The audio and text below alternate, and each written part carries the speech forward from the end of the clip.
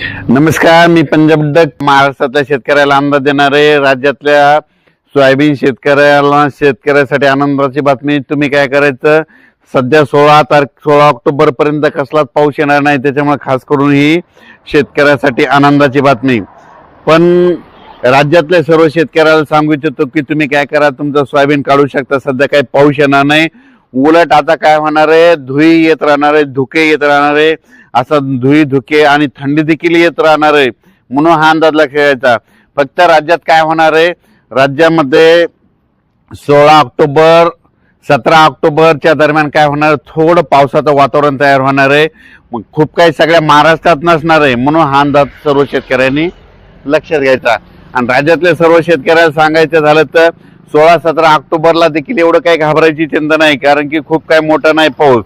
फक्त काय होणार आहे, आंध्र प्रदेश, तामिळनाडू, कर्नाटक, तेलंगणा त्या परिसरामध्ये, त्या राज्यामध्ये पाऊस पडणार आहे. त्याच्यामुळे काय होणार आहे, महाराष्ट्रातले जे सीमालगतचे जिल्हे आहेत, मग त्याच्यामध्ये यवतमाळ जिल्हा, नांदेड जिल्हा, लातूर जिल्हा, हिंगोली जिल्हा, परभणी जिल्हा, धाराशिव जिल्हा, सोलापूर जिल्हा, सांगली, सातारा ह्या पट्ट्यामध्ये थोडंफार वातावरण थोडं जास्त राहणार आहे, म्हणून हा अंदाज लक्षात यायचा.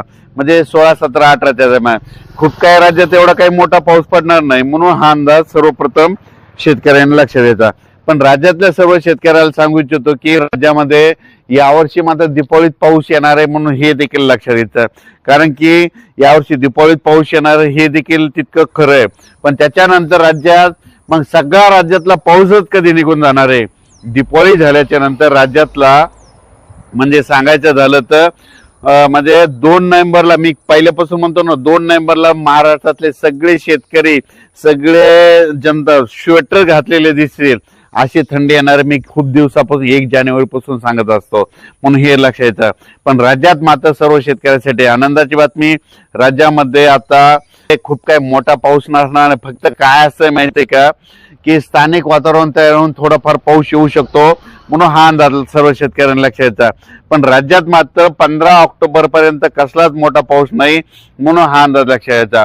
पण राज्यात 16-17च्या दरम्यान तुरळक ठिकाणी वातावरण तयार होणार आहे, खूप काही मोठं नसणार आहे, म्हणून हे देखील सर्व शेतकऱ्यांनी लक्षात यायचं. राज्यातला ते 15, 16, 17, 18चा जे थोडाफार पाऊस येणार ते सर्वदूर नसणार आहे, कुठेतरी तुरळक भागात भाग बदलत पडणार आहे, म्हणून हे देखील सगळ्या शेतकऱ्यांनी लक्षात घ्यायचं.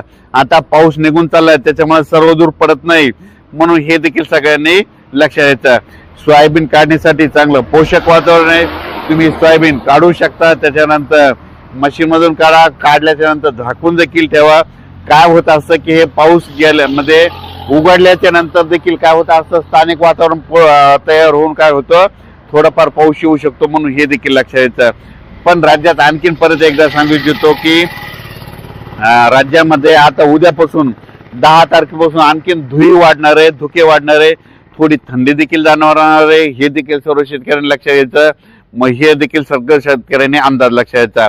आणि त्याच्यानंतर म्हणजे 15 सर्व शेतकऱ्याला सांगू इच्छितो की परत एकदा दीपावलीमध्ये एक पावसाचं थोडं वातावरण राहणार आहे, म्हणून हे काय करायचं.